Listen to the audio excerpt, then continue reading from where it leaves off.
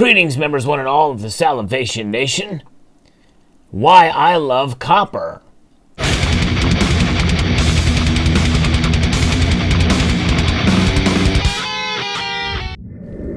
Copper is not a precious metal, but some may confuse it as such, considering that there are many private mints that produce companion pieces along with their silver counterparts in copper.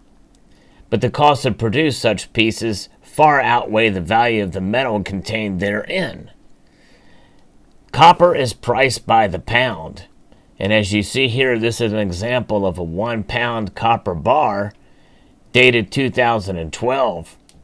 And this particular bar was minted at a time when copper prices, along with precious metal prices, were very high, unusually high.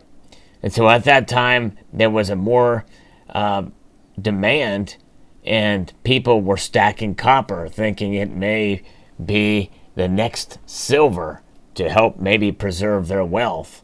People were sadly mistaken and lost out, because a bar like this may have cost about $4 and some odd cents per pound, and now copper is at $2 and a couple of cents per pound.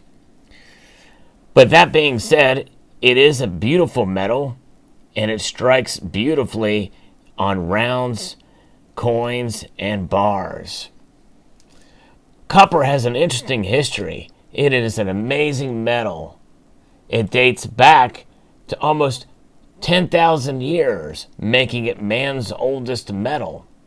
There was a copper pendant discovered in what is now northern Iraq that dates back to around 8700 BC.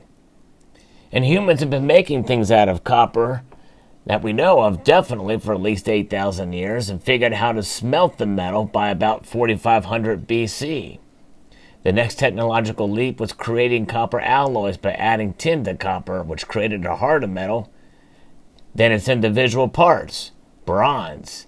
The technological development ushered in the Bronze Age, a period of covering approximately 3300 to 1200 BC, and is indistinguished by the use of bronze tools and weapons. Copper, what a metal it is. The Statue of Liberty, which was a gift from France in 1886, is made from 179,000 pounds of copper. The average home contains 400 pounds of copper that is used for electrical wiring, pipes, and appliances. The average car has 50 pounds of copper, and if you were to stretch it out into wire, it would stretch for almost a mile. And all gold contains copper, even some 24 karat gold. Because of the fineness of gold that is considered 24 karat, that range is from 0.9995 to 0.9999. The balance of the lesser pure 24 karat gold is copper to strengthen it. Same thing with silver. 925 silver usually has a balance of sterling silver with copper to strengthen the metal. So copper is very important for those of us who do acquire precious metals. More than likely, if you get a gold eagle or 90% commemorative coin or a silver dollar, you're going to find that balance to be copper. Professional chefs used to cook with copper pots and pans, as it delivers uniform cooking and has no heat spots. Copper is naturally antibacterial. Brass doorknobs, handrails, and finger plates are excellent choices for public buildings and will prevent the spread of bacteria, although it's not as good as silver in that regard. Copper tools will not cause sparks, making them the tools of choice when working around explosives. Copper is 100% recyclable, and nearly 80% of the copper that has been produced is still in use today. Copper can continue to be recycled without any changes to its properties. In fact, it retains 95% of its original value. Copper is often referred to as a man's eternal metal. It's highly durable, long-lasting, and can be used in all applications of life. The average person will use 1,500 pounds of copper just to enjoy today's standard of living, especially when you consider all the electronics and the way it's used. Even more so than silver, copper is very much dependent for a lot of the technology and industrial applications because it's cheap. It may not be as good or as well as a conductor of silver, but for the money, you get more. You get the bang for the buck for the money, considering how much it costs. Copper can be alloyed with tin to make bronze, as we mentioned before, and it's everywhere. It's in everything. The Statue of Liberty, from up until about 1920, had sort of a reddish hue to it, and then it turned green because of what it does when it oxidizes. It's a very, very thin layer of green, and that's what happens when it comes in contact with the atmosphere and with moisture. But copper, what a metal indeed. There are many different coins that are worth a lot of money that are made of copper. The metal itself, the intrinsic value therein, really is very little, but coins such as the 1909 SVDB and the 1914 D wheat cents are highly sought after and very valuable. Copper. It is a metal to behold. Is it a metal to hold? And it's about the same density as silver. And as such, it has a lot of the same properties, though not as good as silver for conductivity.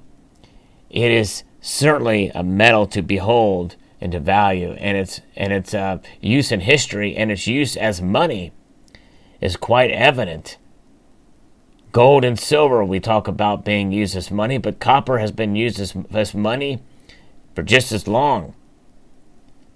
In the United States, our first pennies or cents were made of copper.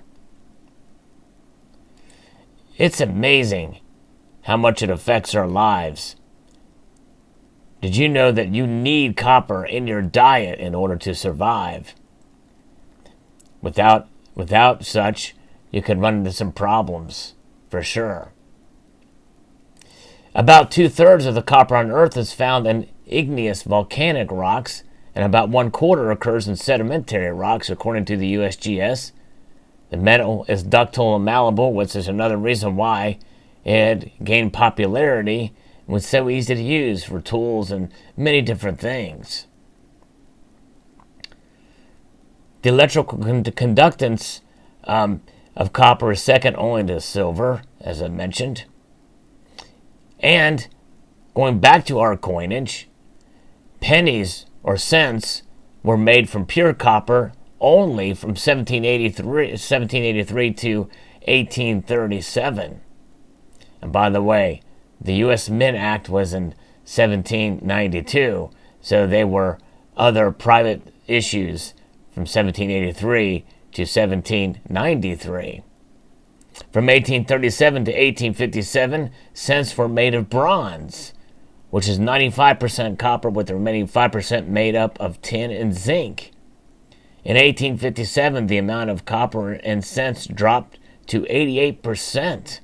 The remaining 12% was nickel and returned to its previous recipe in 1864. In 1962, a penny's content changed to 95% copper and 5% zinc. From 1982 through today, our cents were debased. Pennies are now 97.5% zinc and 2.5% copper, although there are some 1982 cents that do have the previous content of 95% copper and 5% zinc. If you have too much copper in your diet, you could cause abdominal pain, vomiting, and jaundice, which causes a yellowish tinge to the skin, and whites in the eyes may indicate the liver is not functioning correctly. So don't eat too much copper. The copper is an amazing metal indeed. Do you have copper in your collection? I got a little bit. I'd have it just for fun, for companion pieces and the like. It's not a precious metal, but it is an amazing metal indeed. So I hope you enjoyed this video on copper.